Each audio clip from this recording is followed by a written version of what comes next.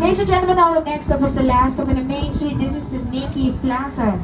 Remember, we are there for 10 to 15 minutes, so you can feel free to disembark. We have the pharmacy, we have the ice cream place where you can buy the coffee break, where you can buy ice cream, gelatos, or pastries.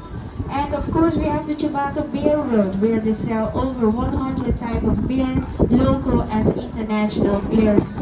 Damas y caballeros, siguiente parada, y vamos a quedar 15 minutos antes de regresar hacia el puerto.